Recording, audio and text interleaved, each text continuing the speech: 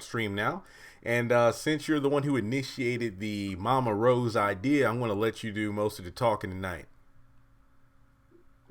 All right. Well, the first thing I want to say about Mama Rose is Mama Rose is another dynamic character that we have throughout the series. We, in season 2, when we first saw Mama Rose, we have seen her kind of evolve, so to speak. You know what I'm saying? Yeah. And then the fact that we has evolved into. Oh no, go ahead. Basically, she has turned into. I'm going to use the reference. She was, when we first saw her, she was kind of like a pit bull on a chain, so to speak. She was kind of being a puppet for Jim Cryer in terms of she was doing what Jim Cryer wanted done. And now the last time we saw her, she's a completely different person. And I'm not even talking about the actresses who played her. I'm just talking about general. She is, she went from just somebody who's being a puppet for Jim Cryer to a woman who has kind of broke loose from the chain, so to speak, because somebody has tried to mess with her family. Now she's pretty much doing her own thing, and she's going to show Savannah, Georgia, that she can't be messed with, and the Malones. Yep, I mean, when you think about it, Mama Rose is fulfilling the role that Warlock and Quincy had before her. Pretty much Quincy was the dog on the chain to get rid of Candace, but once he got off the leash, he started raising hell. Warlock, the same way. I always made this comparison even back when I was blogging, that Mama Rose and the Malones to Jim were the same thing that Warlock and his crew was to Candace, the hired muscle to do the dirty work.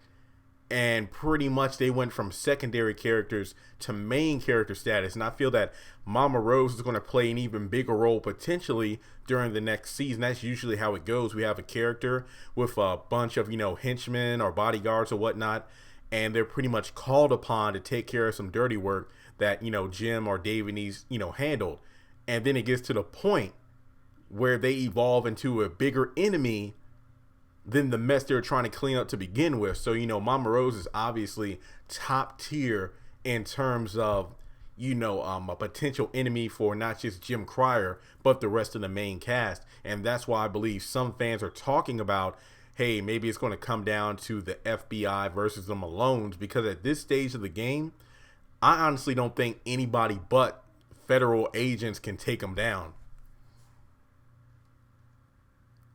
And what's getting ready to happen, because do you remember in the episode, that was actually the 100th episode of the series, the FBI agent Weeks told Benny that Mitch Malone and his family were being investigated and being tied to some terrorists in Syria, I believe it was. Sure did. They sure did. I remember that.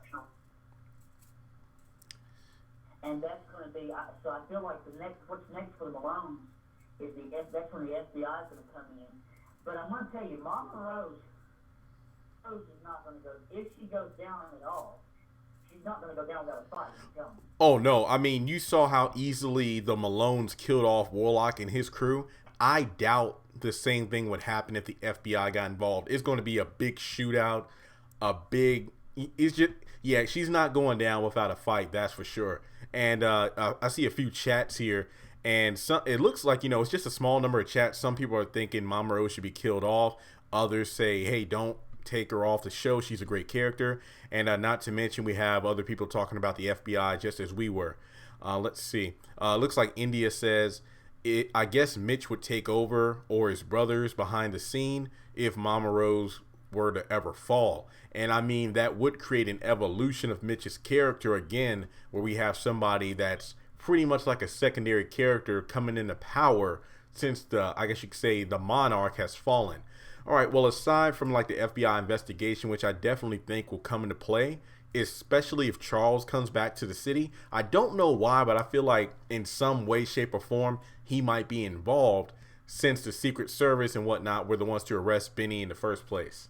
And then, of course, they mentioned the Malones being under investigation. I mean, of course, the Malones are like, probably like an international organization, pretty much with their head being Mama Rose in Savannah, Georgia. But that doesn't mean they don't have eyes and ears everywhere. If anything, they might have even more eyes and ears and puzzle pieces than even Veronica. And that's saying a lot.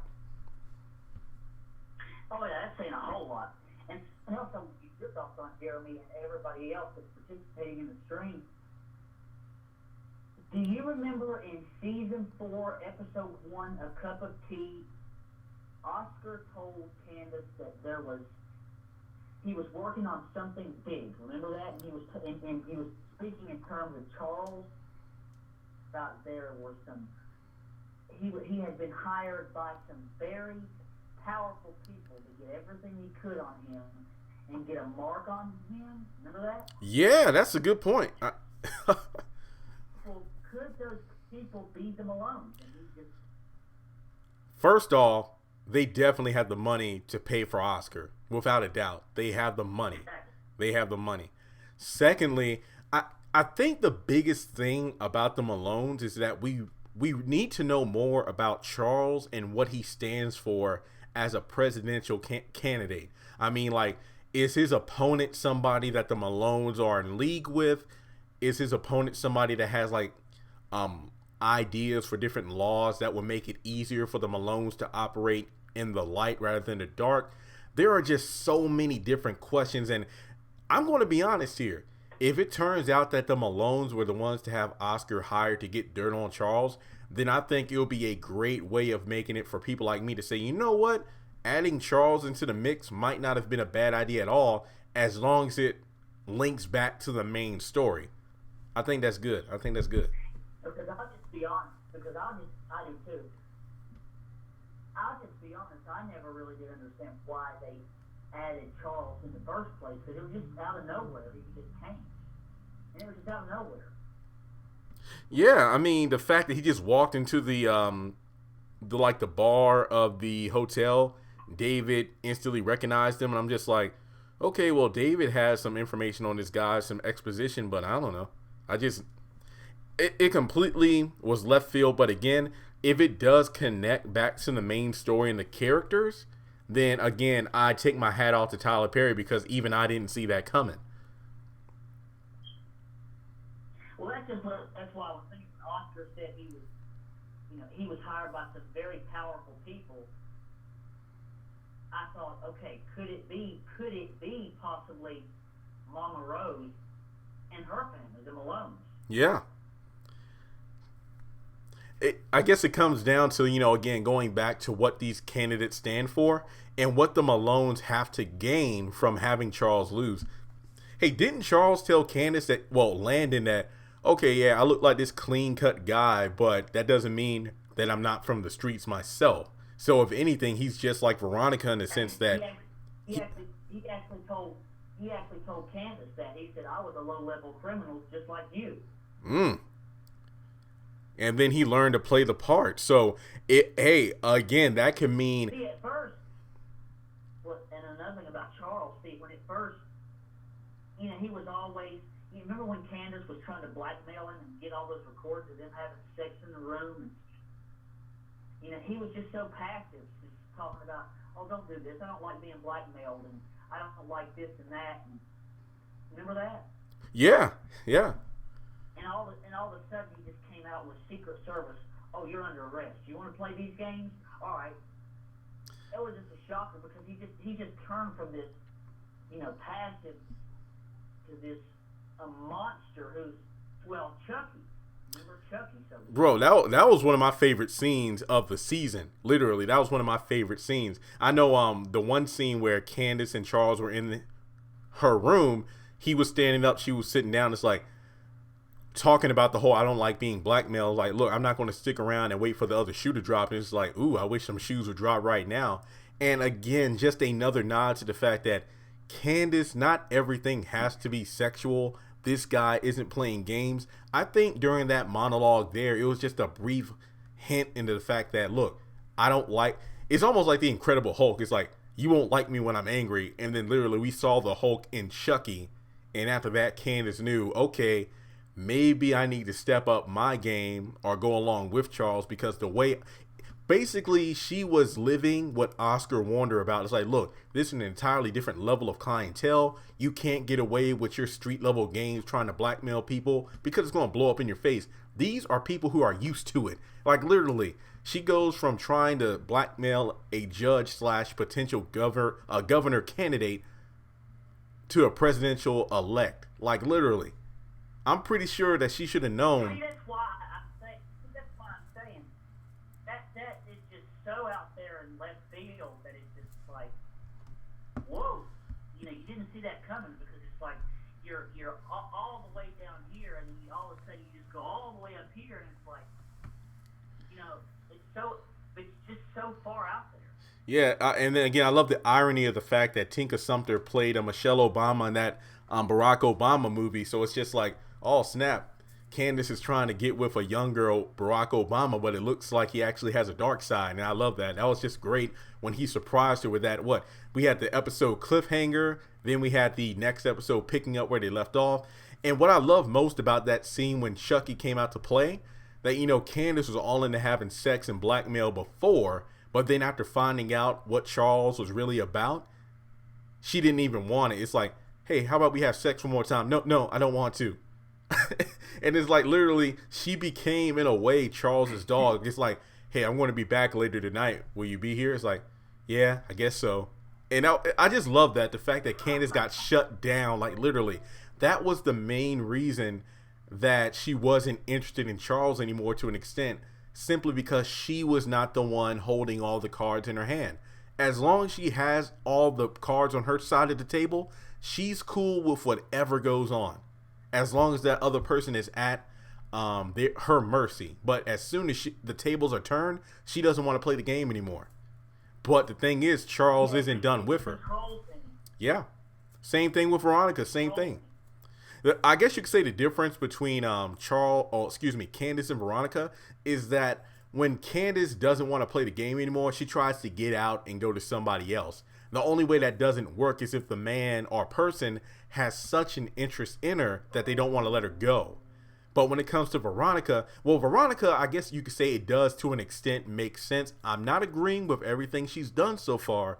What I'm saying is, it would make sense for Veronica, who loves control, if she's in a situation with people that she can control no longer, she will tighten the reins even harder than before. I'm referring to Jeffrey and David, just because it makes more sense. She's put years into this marriage, building this family dynasty. So for her husband to go left field, supporting Jeffrey being homosexual, I do agree. I did like the fact that David was all for it. Well, he loved his son no matter what. Let's just put it that way. But I think Amanda mentioned it during episode 2 when Candace was like, Amanda, that man is gay. And then Amanda just was freaking out about the whole situation. It's like, oh man, it must be hard for him, because a couple of years ago, the last time David tried to run for office, one of his strongest platforms was against homosexual marriage. So for his own son to be, gay, that'll definitely be an issue of conflict. So right off the bat, us as fans were under the assumption that, wow, out of both parents, David might be the one who would be less supportive of his son. But as the season 1 progressed, we found out there was actually Veronica who had more of an issue with it. Exactly, and I think,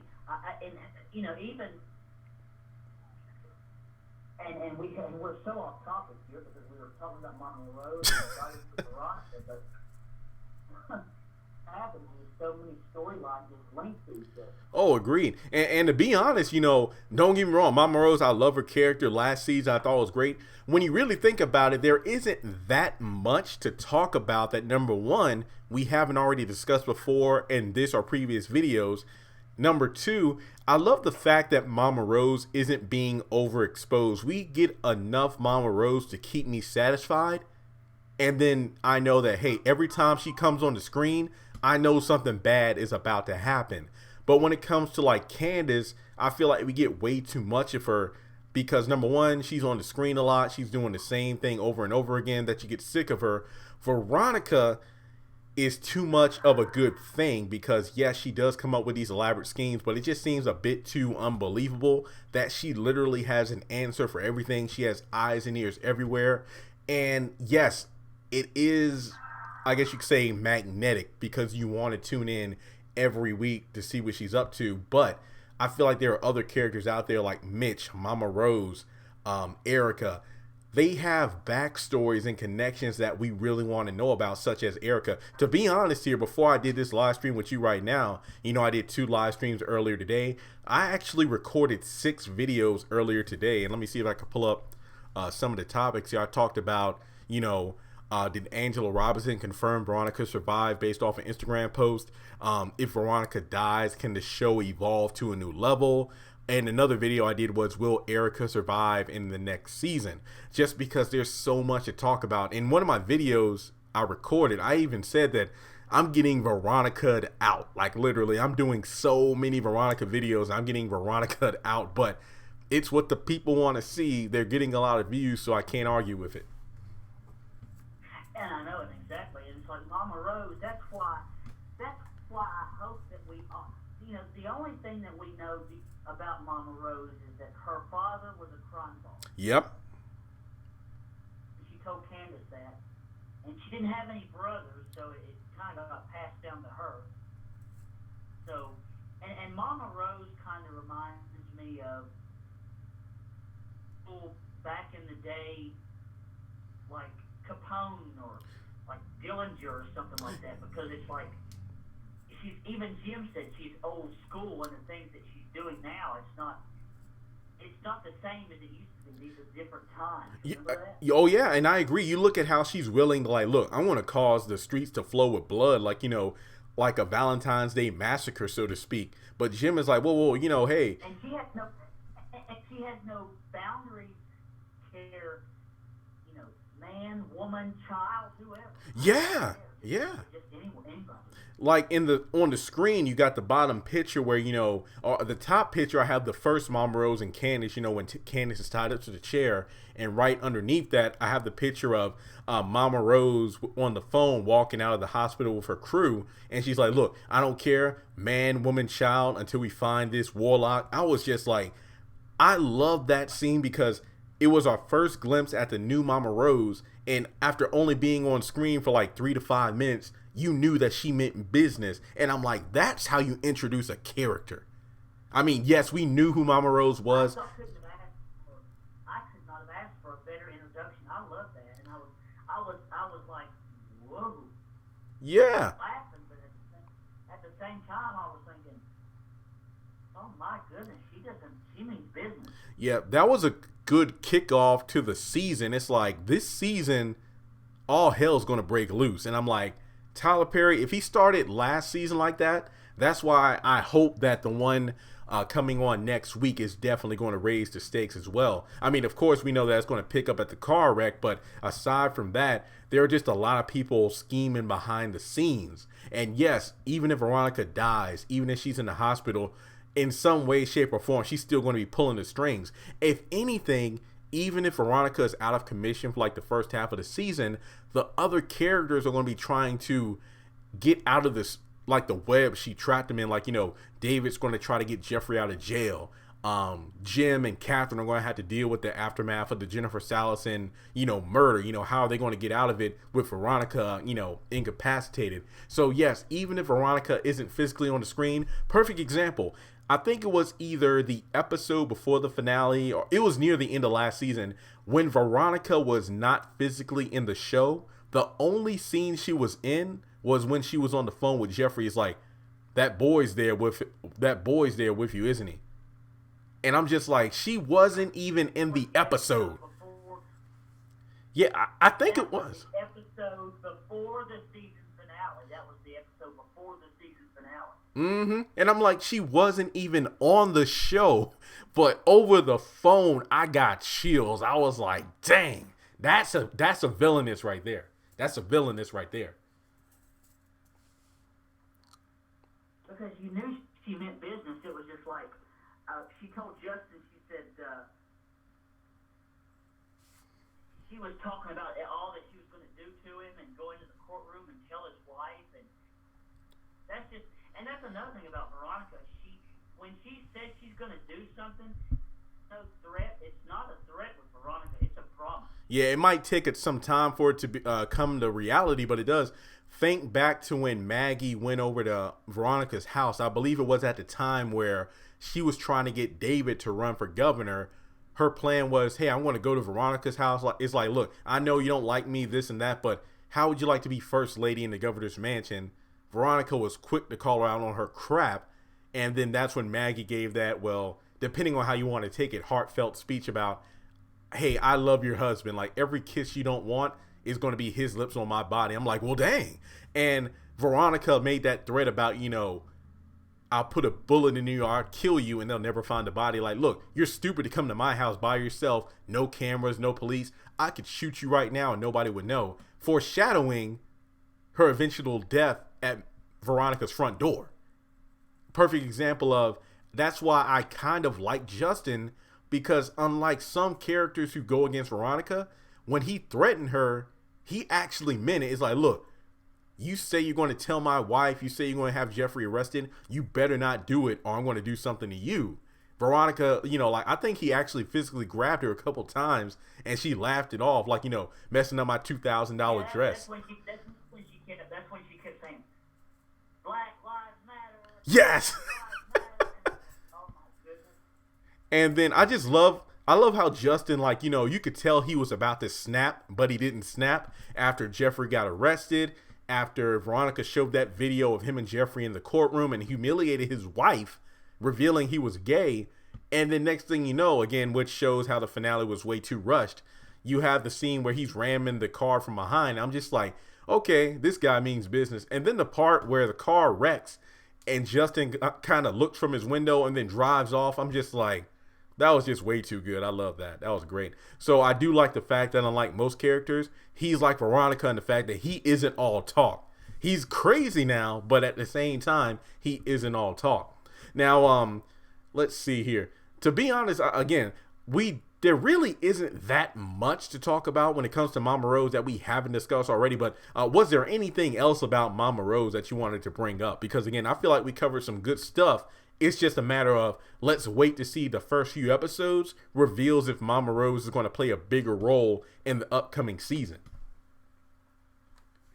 Yeah, she's just such a, she's just so, I don't, in terms of the actresses, I wonder if, because, the second actress she delivered that part very well. See, the first actress, you really didn't see her getting angry that much, really. She would just, she was calm, but she did what she had to do. But the second one, it was just like she was just deadly. It's like, wow.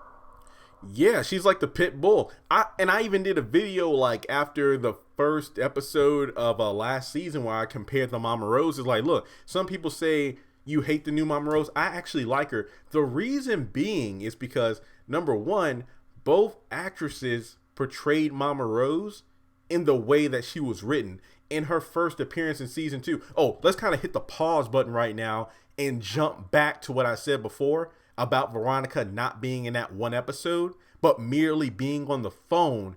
Her presence was felt. Remember when David, of course, got that phone call from Mama Rose when Mitch confronted him outside of the tow company saying that, hey, cut the phones on. And David was like, no. Next thing you know, Mama Rose is on the phone. And I'm like, oh my God. And, she's like, look behind you. I'm parked right outside the tow yard. She's not physically in the episode. It was the original actress on the phone. But again, her presence was felt. Like, you knew she meant business. Cut the phones back on, leave the kid alone, and then you moved on. So that's why I love the first Mama Rose, because she was like the good cop. Yes, she could flip to the bad cop. It's like, I felt what made Mama Rose, the first one, so scary was the fact that she was so calm. She had the ability to have you killed. Even on the phone, she was basically telling David, get my son's phone turned back on and leave these people alone. but at the same time, oh, you need to come by the restaurant. You know. Oh yeah, like she would Now, constantly tell Jim. Yeah, you're right.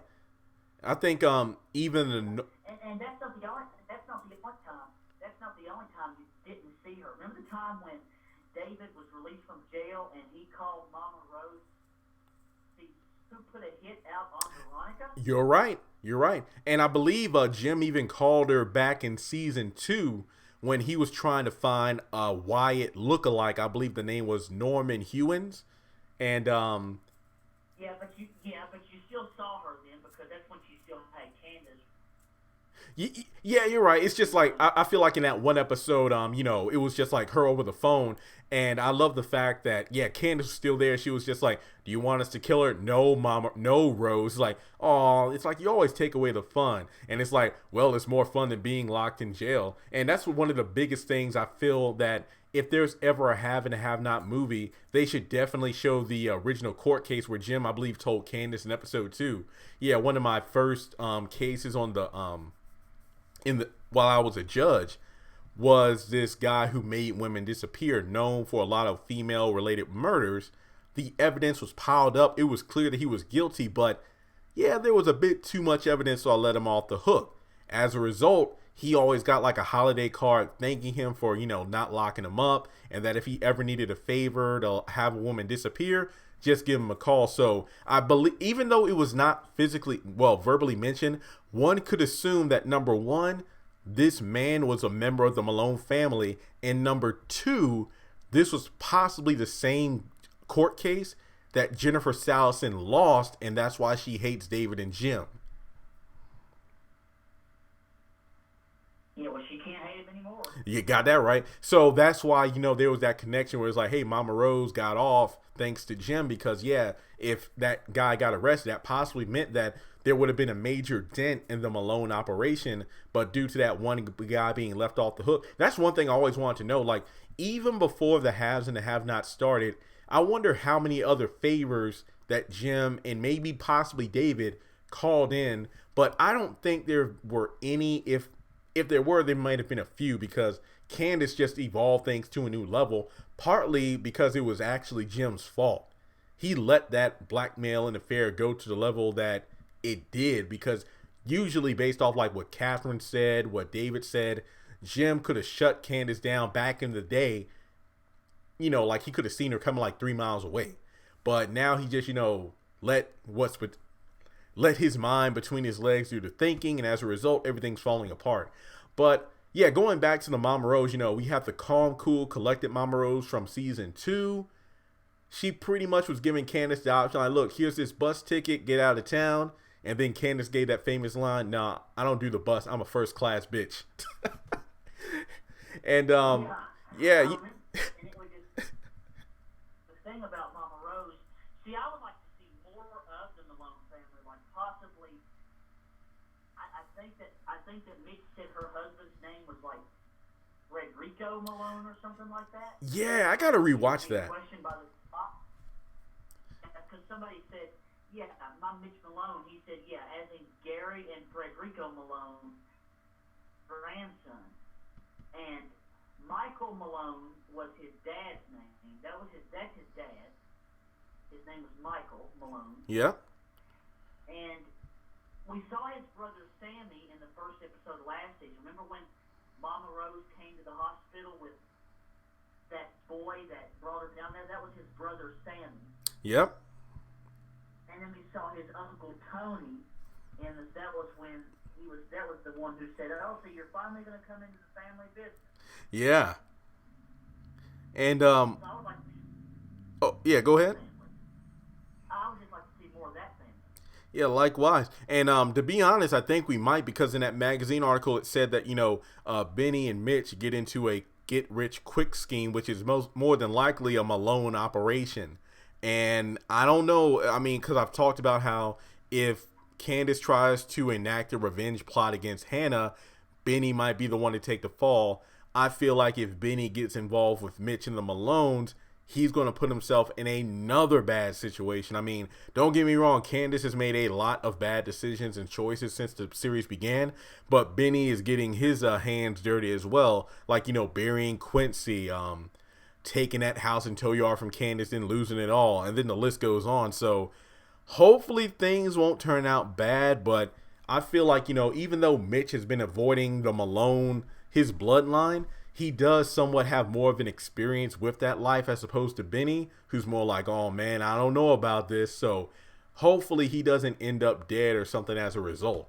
I mean, if anything, if he ends up dead, you best believe Tony's going to show up out of nowhere trying to get that kidney. Oh yeah, don't even get me started on that. That's just something else. Okay. And I'm going to tell you something. If Mitch dies, I will tell you this. If Mitch dies, you can bet that there's going to be a bloodbath in Savannah, Georgia. You can bet on that. More like a flood, yeah. Mama Rose, no mercy. And I feel like either before that flood of blood occurs, or whether after, that's when the FBI is going to get involved. Here's what I don't want to see, and I can't say it enough. Maggie Day, Warlock, whatever. What I don't want to see is for Candace, Mama Rose and the Malones to do something big, but then they are stupid about it, and that's how the FBI takes them down. That is what I don't want to see. And we've had characters like that where they are calm, cool, collected secondary characters who make good decisions, that their plans rival that of like a Candace or a Veronica. But then in order for them to be killed off or defeated, they let their emotions get the better of them and make stupid decisions. Now, I will admit, even Jim pointed that out for Mama Rose about the whole Mitch situation. Your grandson wasn't even shot, and you're willing to, cause death across the entire city. So yes, if Mitch died for something, that's it. There's no turning back from that. I don't even care if the person that shot Mitch and his entire family was brought to Mama Rose's feet and she pulled the trigger. She would not be satisfied. No, she wouldn't. And it's like she told Jim, I need to make it a point in Savannah, Georgia, that the Malones are not to be messed with, period, at all. Yeah, and then Jim's like, well, we don't need a reminder, Mama Rose. We're good. And yeah, it goes back to the fact that she's old school, but times have changed. And I'm thinking that her causing that kind of, compared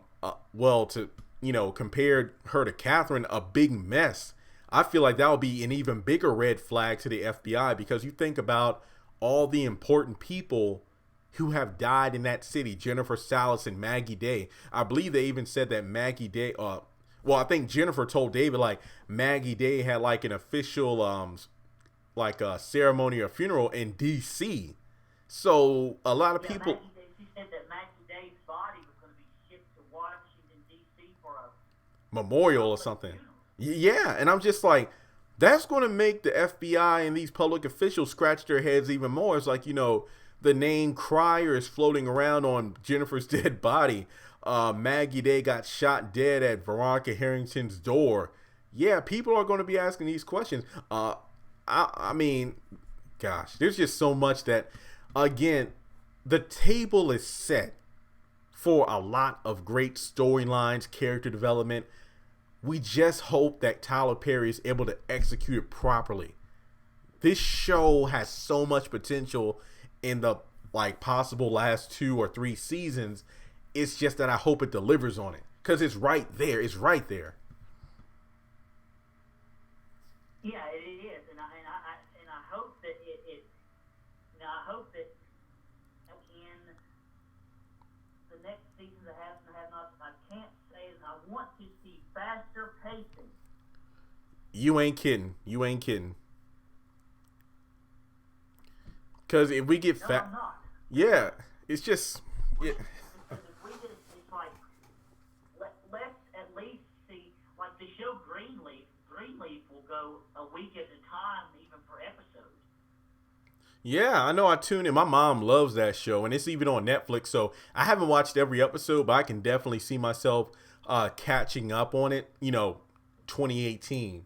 But yeah, you're right. If the pacing was increased, I would just love it, because there are so many other characters that Tyler Perry can expand on, but it hasn't been done. I'm not saying that it isn't going to be done, but it hasn't been done yet. And then characters where we begin to get more information about them, they get killed off before they're fully developed. You know, Amanda, Maggie, Warlock, and the list goes on. Jennifer, because again, it goes back to, you know, Jennifer's investigation on Amanda's death, her possible past history with David, her animosity towards Jim, and just so much stuff. That was a plot that I really wanted to explore a little more, because the history with David, it just, that kind of, I didn't like that when she got killed.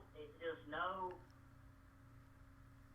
I mean, there's nothing, you can't really explore that now. No, it's like, you know, did they, was it like a love triangle back in law school between Jennifer, Veronica, and David, but Veronica was the one to quote unquote win David's affection?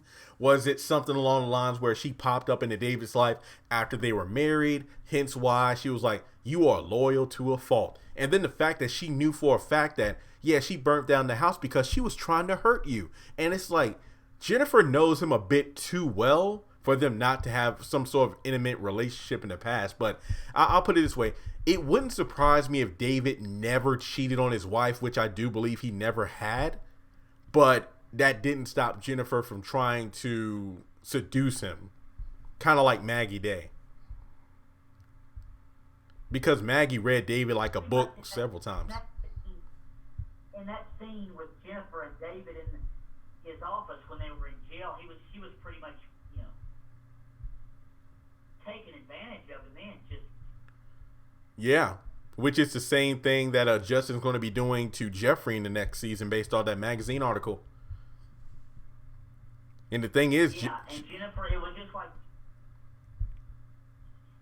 she was just so persistent, and Veronica knew it too. That was another advantage for Kathryn too. You know how Kathryn was trying to set the whole thing up, and she was talking about, oh, Veronica knew that you and Jennifer had an affair. That's why she wanted her dead. That's why she shot her. Yeah, I mean, it could be brought up in court, you know, like the whole Maggie Day situation. And then, oh, isn't it convenient that Maggie got killed at Veronica's front door? So, yeah, I mean, even though Veronica might survive the car wreck, she's in more danger than she realizes. I mean, yeah, she has all these puzzle pieces and whatnot, but things are actually stacked up against her, whether she knows it or not. Yeah, you can threaten to, yeah, I'm going to destroy your lives if one hair is put out of place on my body, but that doesn't mean that she's invulnerable. Exactly, and I hope that I hope that maybe if not in this season, the very beginning of next season, I do hope we get to the Jennifer murder trial. I hope so. It's just that look how long it took to get to the Quincy Maxwell trial. However, one could argue that since Jennifer Salison was such a prominent figure in the city, that trial might be sped up as opposed to Quincy Maxwell, who was a criminal. So that new DA is putting his case together. He has like testimony from Wyatt. He's still doing his thing. And to be honest, if Veronica is out of commission, like, you know, based off the car wreck, things might speed up. Who knows? We'll have to see. But hopefully it is brought up sooner than later. I mean, it'll definitely be a treat at even like that new DA in the trailer. I can't. You have to refresh my memory. I can't remember who he was talking to, but he did say, "We have evidence that ties you to the murder of Jennifer Salison." Who was he talking to? I can't remember that. I gotta rewatch the trailer. I might have skipped this by accident, but I don't believe he was in the trailer. To my knowledge, I mean, yeah, to my knowledge, I don't think. His voice was at least. Okay, if his. I remember him saying, "We have evidence that ties you to the murder of Jennifer Salison." I don't know if you saw him, but I know his voice was there. Yeah, if his voice was there, I might have skipped that. But yeah, in terms of physically there, no, he wasn't there. But yeah, it could.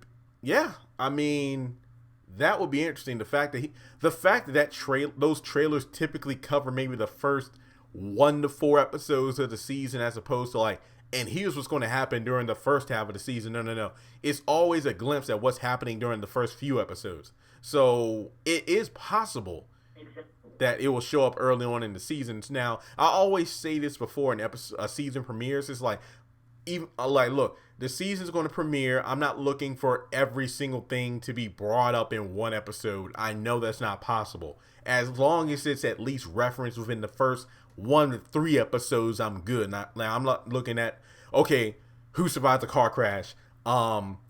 Is Jeffrey going to get out of jail? What's Justin's wife going to do?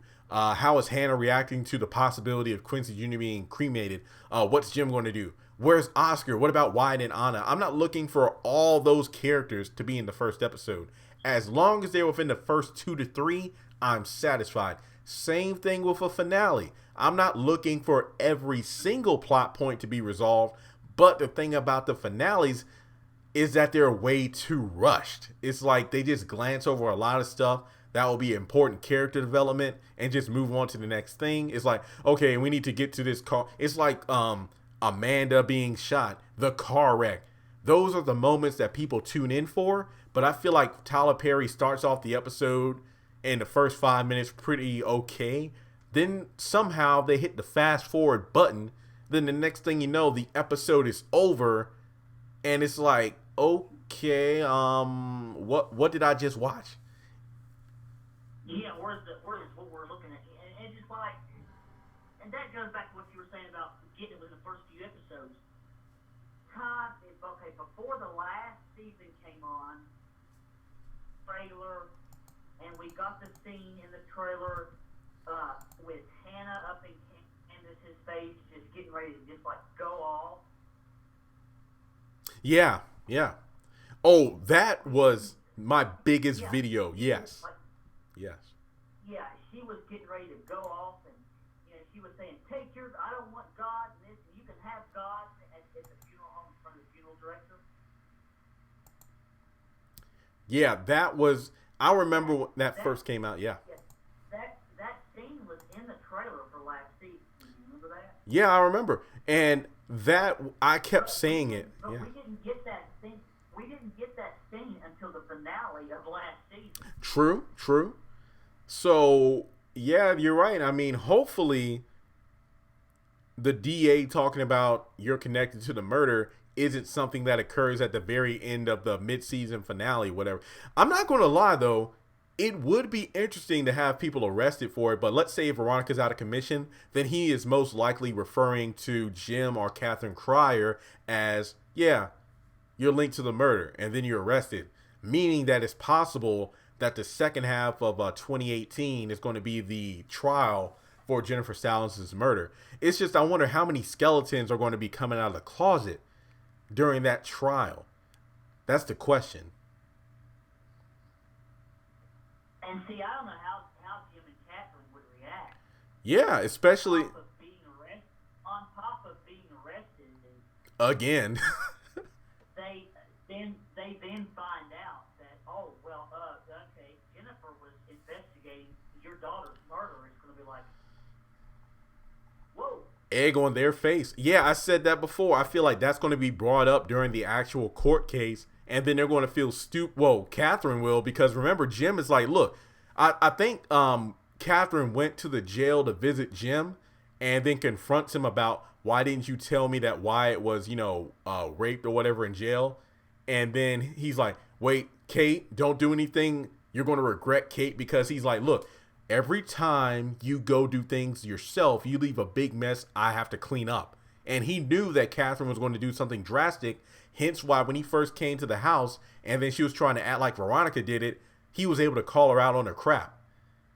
I mean, a lot of people don't like Jim, but I think that was one of the best Jim scenes, like in the next episode when those two are sitting in their room and he's like giving Kathryn a little test about, okay, let's pretend we're in court right now.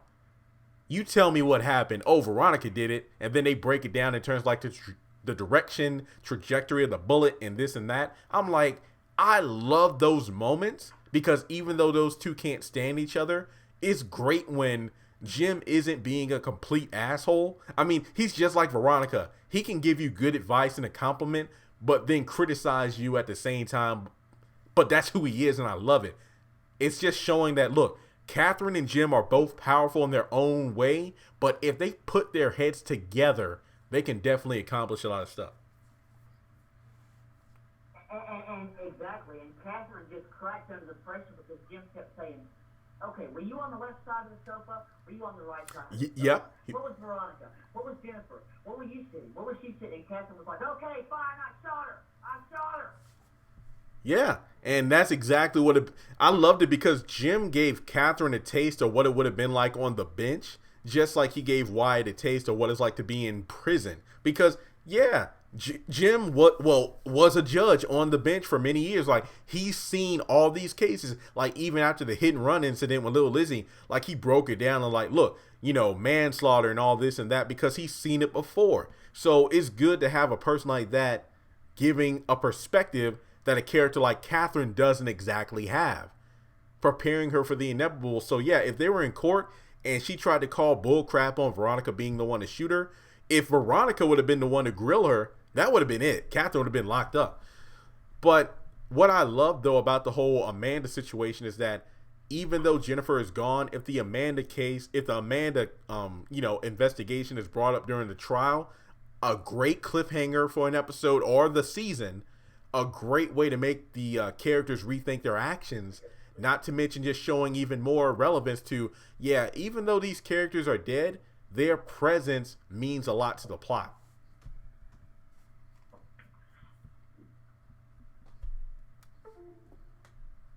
Exactly, making Kathryn, I wonder how Kathryn would feel. You think that would make her feel stupid if she found out that Jennifer was investigating Amanda's murder? You think that would say, she'd take a look and she'd step back and say,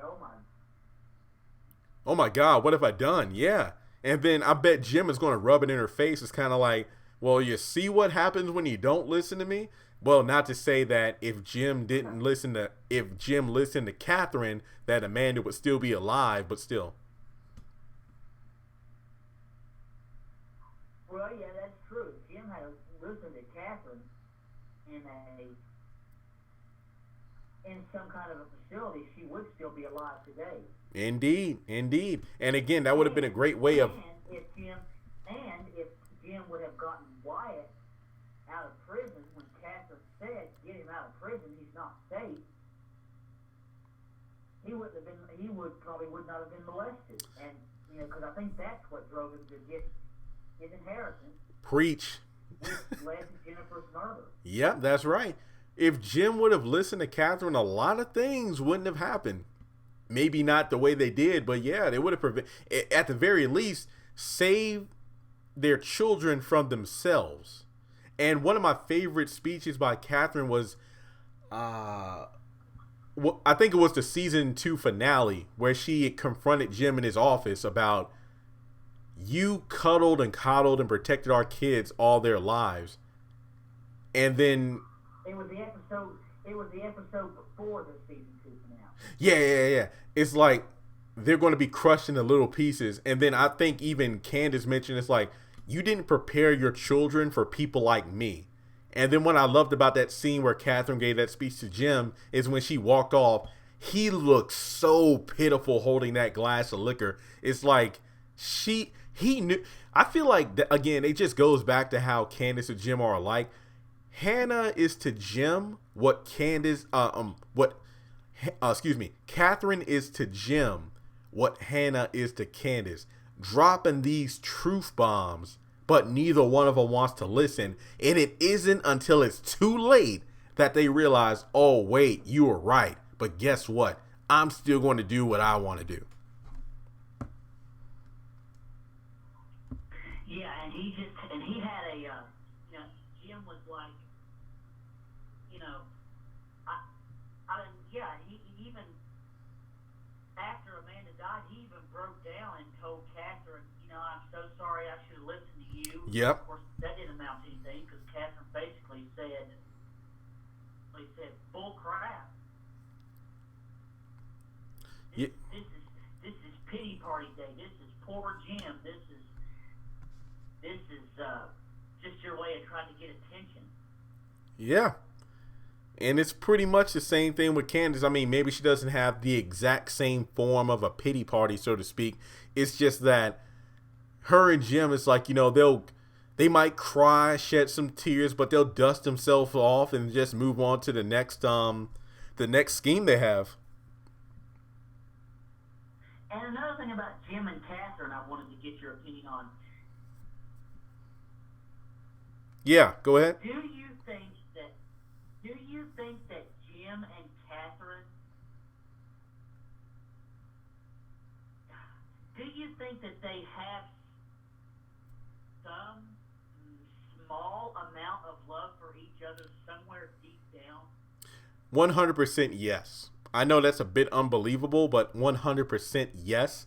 I think a lot of people in the chat said the same thing about, my Candace and HAHN videos, that deep down in some pit of the hell they call a soul, I do believe there is a bit of love there. It's just that their agendas, their lifestyles and whatnot are what takes priority above all, and I'm referring to Jim and Candace.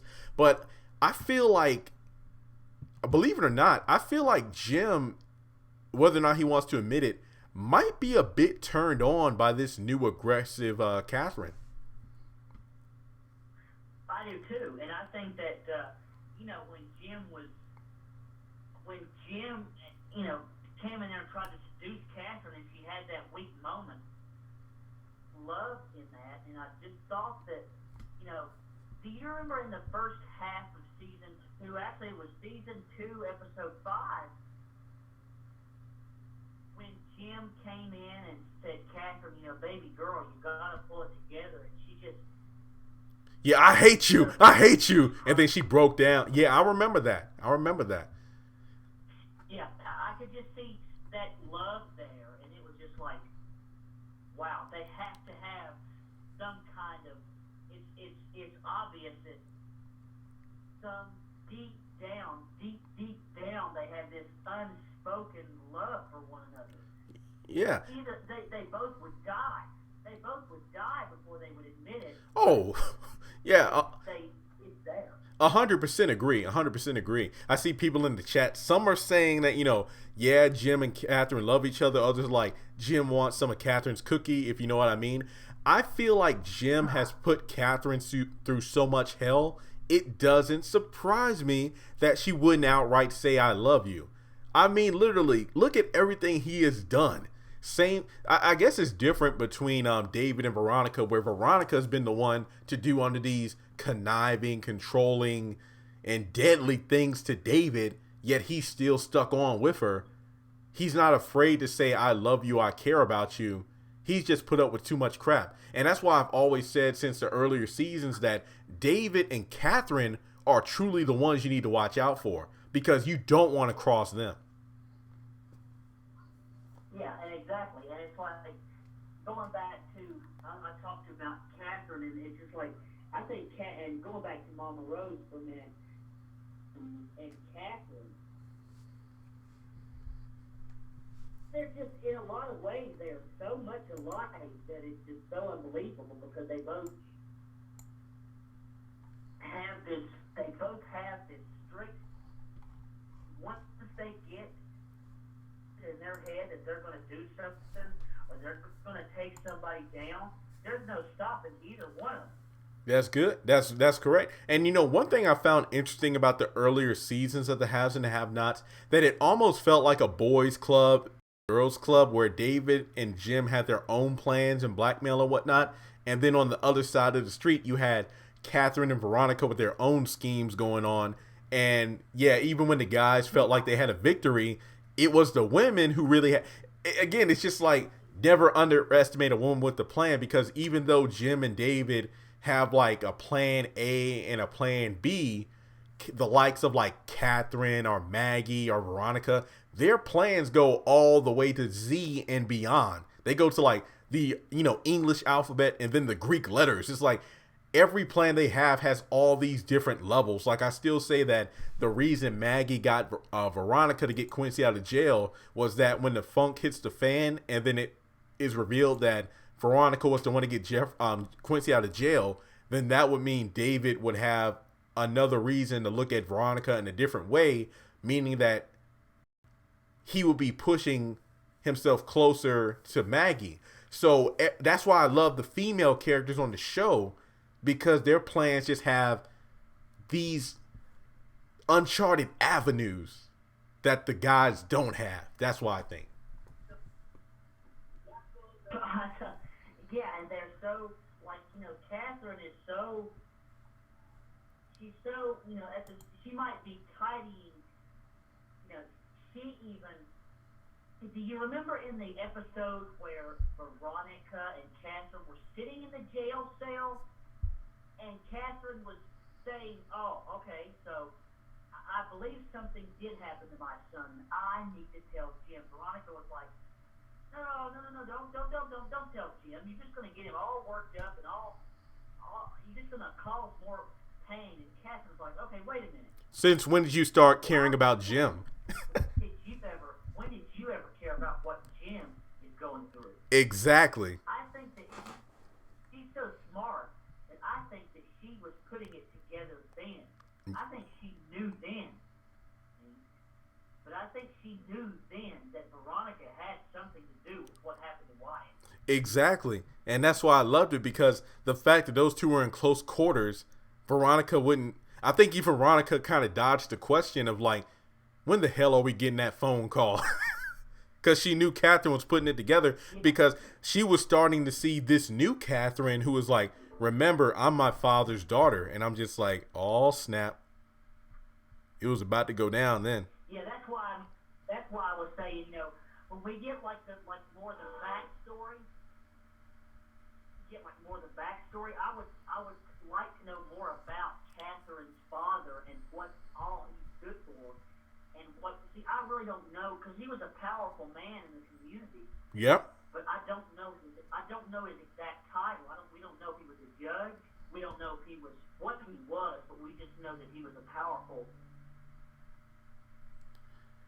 man. Yeah, I agree. And then I could see, and again, this is why we need to know more about Kathryn and her siblings, given the fact that she called herself, like, I was the fat rich girl, and then the star football player winked at me.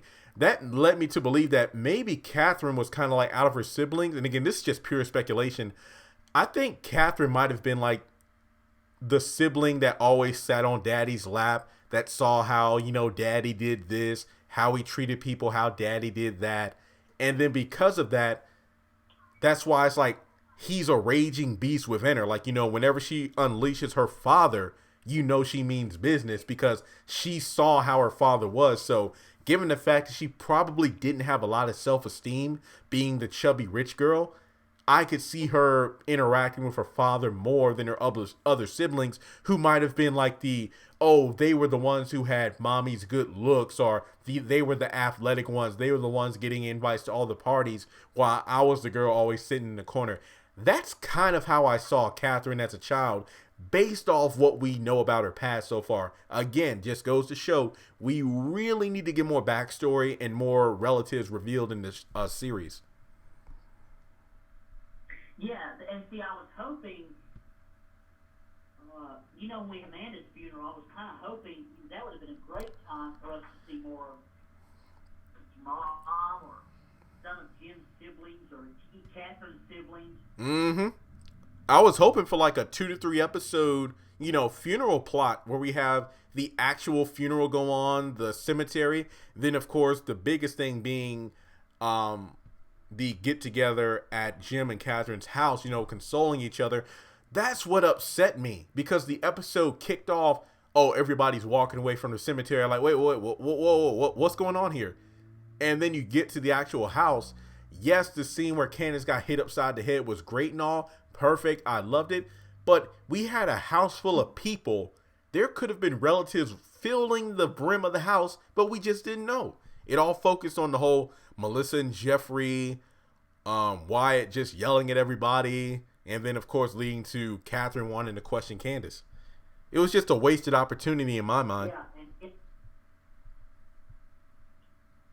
was, and it was, that's why I hope that a movie would be a great idea, because that haves and have-nots.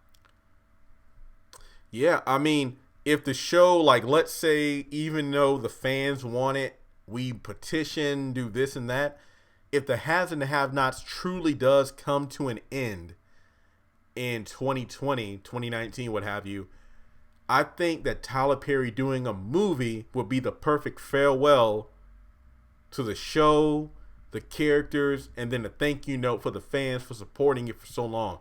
Just to get, as long as I get closure, I'll be sad that the show ended, but as long as I got closure, I'll be satisfied.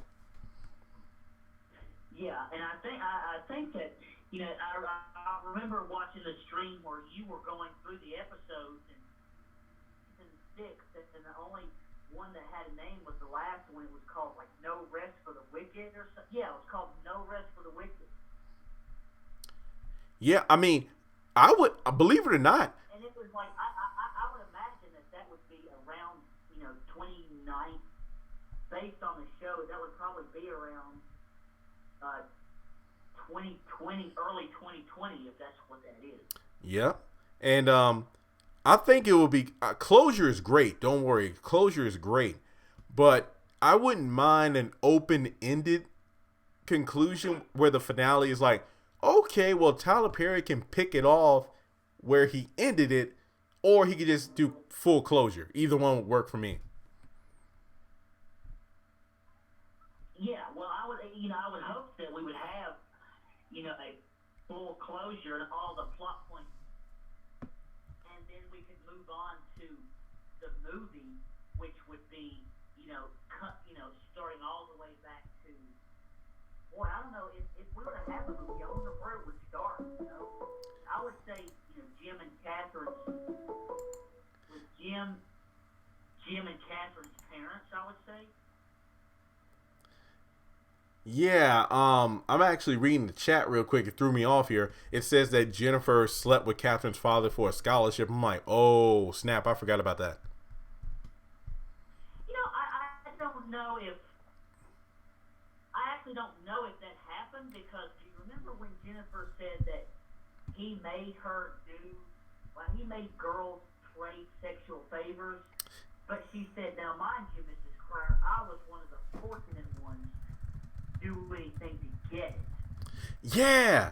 Also, yeah, there are a lot of times when people say things about affairs and whatnot, but I don't know if I could take it seriously. Like back in season 2, when Jennifer approached Jim at the jail after Wyatt got arrested, and then Kathryn's like, oh, what did you do to piss her off? Did you sleep with her? Yeah, it was when we were on our honeymoon, and I was in the room right next to it was in the room right next to us, and then I never called her.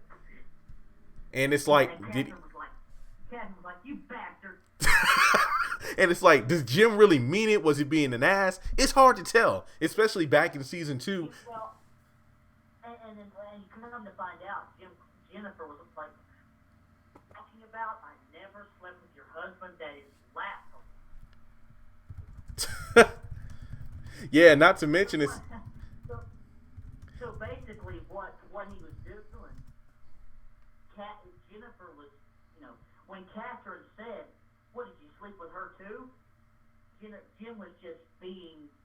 Jim was just saying that just to piss her off.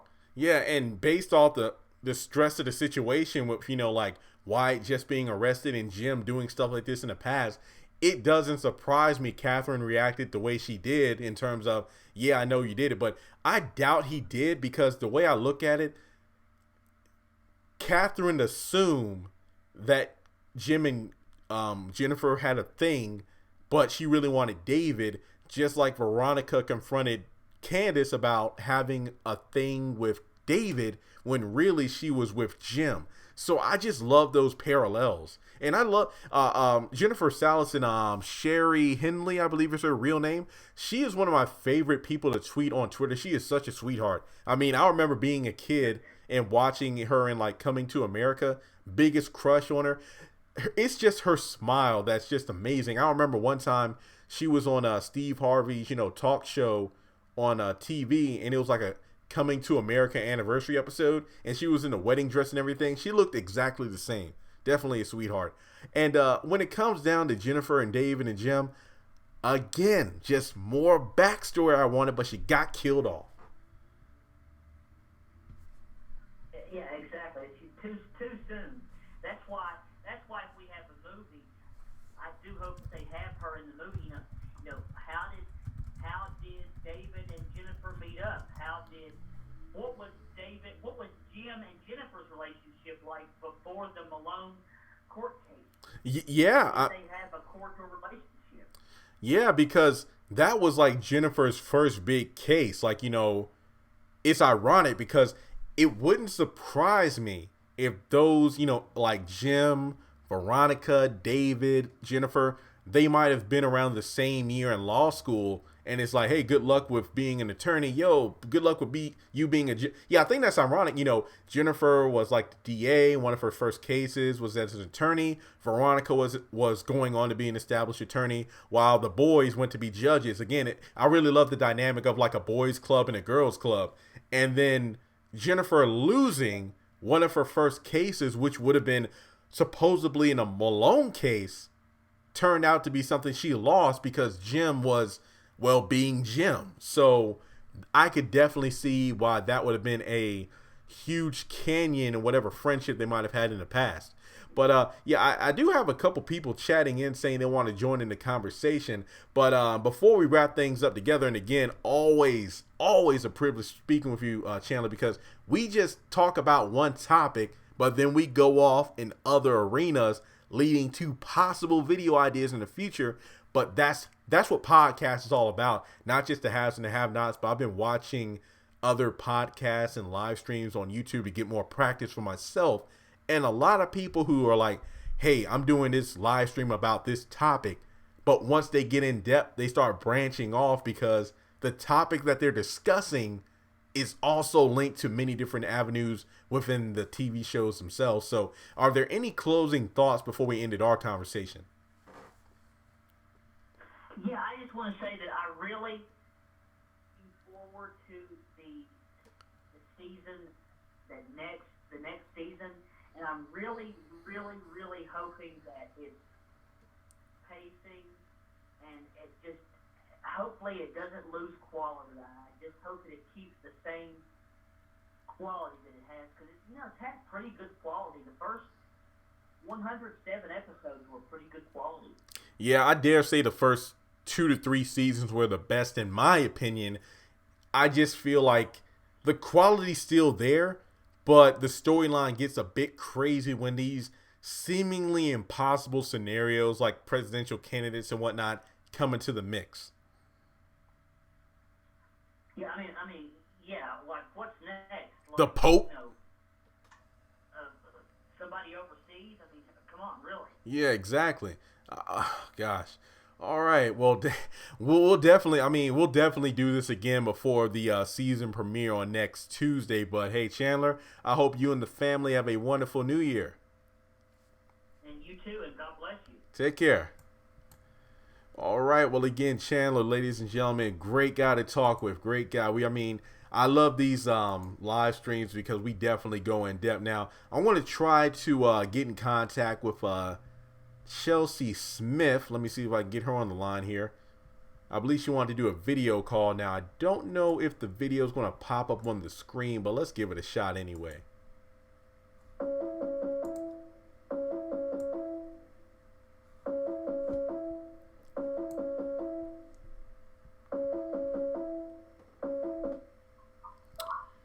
Hello? You hear? Can you see me? Yeah, I can see you. Can you hear me? I can hear you, but I don't see you. Yeah, I think my webcam is turned off because I have the phone set up. So as long as your voice is on and people can, hear you, then that's all that counts in this game right now. But how are you doing tonight? Oh, I'm doing fine. Just bored on a New Year's Eve. Yeah, same here. I actually got a couple invites to a couple parties, but it's like 20 degrees outside. I'm really not in the mood to dress up. It'll be 2018 by the time I finish putting on all the layers to go outside. Well, you don't want to go through all that, just stay at home. Oh, trust and believe it. I'm an introvert by nature. Like, don't get me wrong now. It'll be fun to go out, see some people I haven't seen in a while, but it's too dang cold. I ain't got time for that. So, yeah, all right. Well, it's good to have you on the air now, but let's see. If you want to just tell me what are your thoughts on the Mama Rose topic, or did you have any general have and have not questions or topics you would like to discuss right now? I'd like to discuss the spoiler that's been posted on here as well as TVGuide.com about Benny and Mitch saving Melissa and Veronica. Yep. I think it's kind of unique that they're going to be the ones to save them, because it's like it's been there. Veronica has been there for Benny a lot. I mean, when you look back when she first got him out of jail back in season 1 or 2, and then now she's got him out again, and then she's got out of this trouble with this Secret Service mess and going on. I think that it's good that he's going to be there to help her out of the jam. What do you think about it? Yeah, I definitely agree, and I was going to do a stream on that. I did take a look at the TV Guide website a couple days ago. When people kept putting it in my chat, I couldn't believe it. And I'm like, where are you getting this from?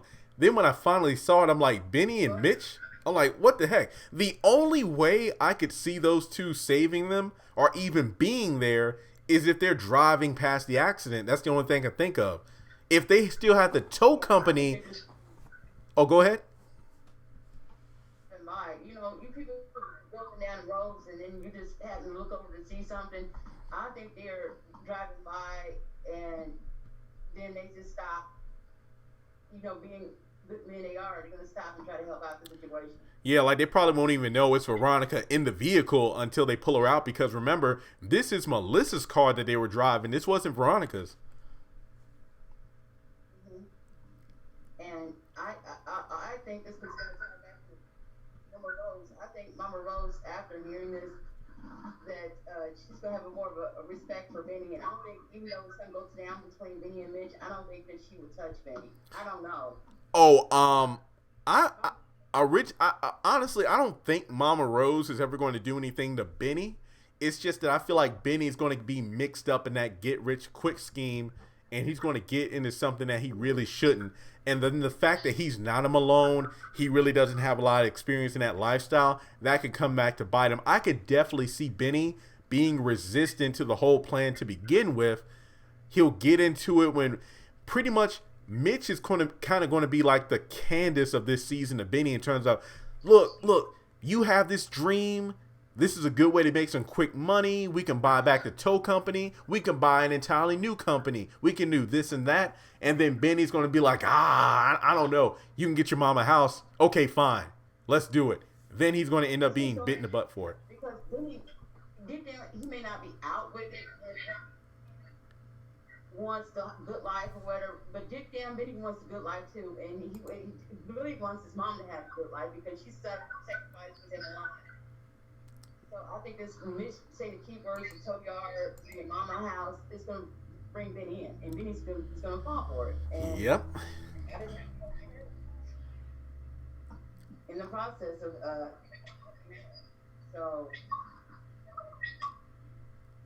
I just think this season's going to be on the edge of our seats, but I'm pretty worried about this Veronica. You think she's going to make it, or is she just going to perish? I've read the article like 10 times today. I feel like there's like a 70 to 80% chance Veronica is alive, but man, because like I told Chandler, I did record a video about if Veronica did die, would that actually be a benefit for the show? I know that sounds a bit crazy for a lot of fans who say they would quit watching if Veronica died, but when you really think about it now, I got a whole video recorded already. I feel like Veronica dying actually means Tyler Perry must have one hell of a script in the upcoming episodes. That means you're taking your star player out of the show, meaning the other characters have to pick up her slack. As a result, I feel like Tyler Perry would flesh out the characters on the show that's already there, like Wyatt, Jeffrey, Justin, Kathryn, Hannah, Jim. They step up their game, leading to an even better story. In my opinion, I can say, in my opinion, that Veronica dying wouldn't be that bad. Also, even if Veronica dies, that doesn't mean the other characters wouldn't feel her wrath, because remember, she talked about all those puzzle pieces and this and that if anything ever happens to me, all this stuff about David, Jim, and Kathryn is going to be revealed, making their life a living hell. Best believe, and I said this earlier in the stream, that let's say hypothetically Jeffrey marries Melissa, has the grandchild, heck, maybe even has more children. Veronica's on her deathbed. Jeffrey's living the life that she wanted. Veronica dies when she gets old. Best believe Jeffrey wouldn't be able to do exactly what he wanted to do. Even in death, Veronica would still have some scheme going on where it's like, in her will, it's like, okay, everybody leave the room but Jeffrey. It's just the lawyer, Jeffrey, and if Veronica has like a video will. It's like, boy, you think that just because I'm dead, you can do what you want? I told my lawyers that if you ever step out of line, they'll reveal this and that. I'm just thinking that based off what we've seen so far, Veronica, she has a plan for everything. So even if she's killed or if she dies, she will still have everybody under her thumb. That's what I think.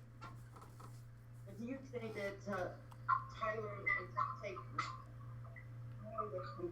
the relationship that he has with Angela Robinson herself? Do you think he would just take her off from her like that? I mean, you think he has that kind of heart? I can get he's still to all children or whatever, but you think he has that kind of heart to take his player out? I mean, I feel like the only reason he would take Veronica out of the game is if he truly stepped up his writing game for the script. I feel like that's the only reason he would take Veronica out. Is it possible? Yes. Is it likely? He would have a lot of balls to do it because, again, a lot of people are like, if she dies, I'm going to quit the show. But like myself, I've already invested way too much time, energy, and effort that I need to watch it until the end. But is it possible that the show could improve about Veronica? I think it could. But Tyler Perry must have one heck of a story that we don't know about yet. I don't know. I'm just a big Veronica fan. I just don't want her gone. I mean, I'm like you. I invested a lot too, but I just don't want her gone. I mean, I don't know what to say. Yeah, I mean, honestly, Candace might try to be the number one bitch again, but she'll never be Veronica. Does she have the potential to be? Yes, but she has to get her act together. Veronica is literally Candace if she grew up, used her mind, stayed focused and whatnot. She could be potentially a Veronica candidate, but the way she is now, she can't hold a candle to Veronica.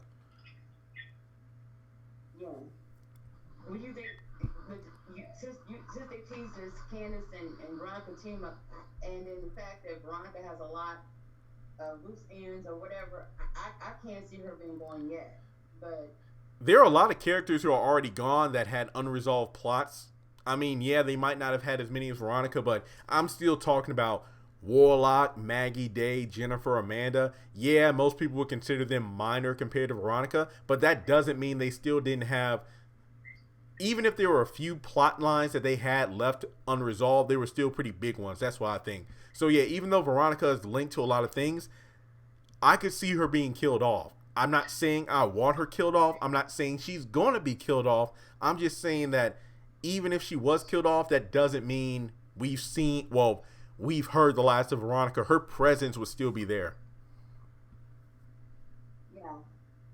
I don't know, but I'm just praying that she doesn't be taken off. But I just think that, yeah, Candace needs to step up her game, but the Candace needs to step up her game in a different direction. Now, I don't know why she feels like she has to go after her mom. That's my biggest thing. Would you go after the woman who gave you life? Oh, yeah, I agree. And then the situation of what they've been through or whatever. Yeah, I feel like around that. I feel like Candace raised her by herself. No daddy in the house. No daddy's money in the house. Strength and saved to raise her and her brother by herself. After mom, I don't get that, and I don't think Hannah purposely had that baby killed to get back at Candace. I don't care what nobody say. I feel like that was one of the dumbest things Candace has ever said. I killed your son just to get back at you. That made no sense whatsoever. I don't know how she came to that conclusion. I feel like that was just a mixture of grief and hatred mixed together. But that made I feel like that was one of the worst things and dumbest things she's ever said. And do you think we'll ever find out who Candace's father before the series ends? Do I want it? Yes. Do I think so? I'm a nerd that still watches Pokemon, and we still haven't even seen who Ash Ketchum's dad is, and that series has been out for almost 20 years. I don't know. I want to see Candace's father. I don't know if it's going to happen. I feel like you will definitely add more background, depth, and development to Candace. I don't know if it's going to happen. Just like I want Veronica's mom to show up. I don't know if that's going to happen either. Didn't this report that Stephanie Mills is supposed to be guest starring? Do you think Stephanie's brought in to be Veronica's mom? Or do you think she might be a little bit young? Yeah, I was about to say that. I don't know if she's old enough to portray Veronica's mother. Yeah, I know about makeup and all these effects, but I don't know. The question is, what kind of personality will she be, like Veronica's mother portray? Veronica's come from south side of Chicago, and her mama never left, so I'm from Illinois, actually 3 hours south of Chicago, and it's like Chicago is a hardcore city. So I can imagine that Veronica's mom is hardcore. Yeah. And that's all I can say. Old school, hardcore woman. So Yeah. her mom is, but I don't know if it's going to be portrayed by Stephanie Mills, but do you Stephanie Rashad? I don't think Stephanie Rashad is hardcore like that. You know that she played a hardcore like that on Empire, Diana Dubois, but I don't think that Felicia Rashad, can be that kind of hardcore to be Veronica's mom. True. I think somebody like Margaret Avery, she might pull it off, but Mills is gonna be it. But I don't know. But I like you said, I think Veronica's mom need to come. I feel like Veronica's. I found that since David has called her so many times, I'm figuring that David knows that Veronica's mother is one of the few people that could put her back in line. So I feel like there's a reason he was calling her so many times in season 2. So whoever portrays her must be one hell of a bad bitch. Yeah, Veronica's probably her mama's daughter. You know, if you think about it, like Kathryn said, she's her father's daughter. Veronica must be her mama's daughter. Good point. That's a very good point. So that makes me even more excited about the prospect of her mom showing up. But as I said in one of my earlier videos a couple months ago, there have been plenty of opportunities as to when her mom should have shown up, but she never did. Like Veronica's house burning down, Veronica being on the front page of the paper kissing Benny, Jeffrey's engagement party. All those things are like, wait, shouldn't her mother have shown up to one of these events? Yeah. Yeah. All right. Any other thoughts you might have tonight? I just want to say thank you for having me on your live. Because every time I try to get your live videos, they already been pre-recorded, posted, and I had to watch them recorded. I made it to a live, and to be on here with you, I talk with you a lot on Instagram, and I've talked to you on Twitter, and I've sent you a Facebook friend request, but you're like the have-nots to me, and I enjoy your videos, your blogs, and everything that you've done for the fans and for the show. I greatly appreciate it, and happy to be you and your family, and I'll probably hit you up on Instagram, but thanks for having me on, and hello everybody out there, and Happy New Year to everybody else. Great. All right. All right, well, it's been a privilege. You have a wonderful night. You too. All right. Well, again, always a privilege to have a fellow have and have not fan on the air.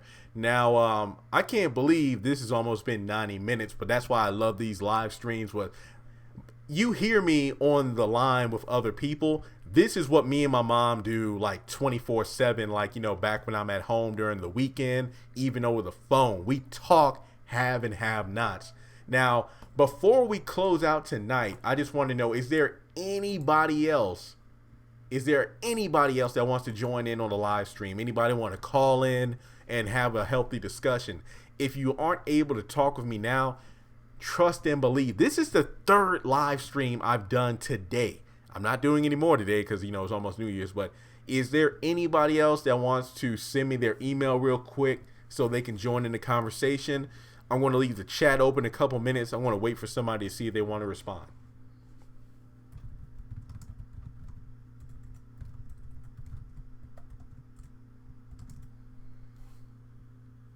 Okay, cool. Let's see. Oh, guys, what I like about the last couple live streams, the chat has been blowing up, and also just to just a kind of a disclaimer here. I apologize if I don't purposely skip over anybody's chats, because when I'm talking with somebody and we're getting in depth in the conversation, my eyes like immediately leave the chat. Like I'm literally just thinking about, the conversation I'm having at the moment. So if there's any questions I miss in the chat, I don't do it on purpose. Cool Kid says, are you going to post the other videos today?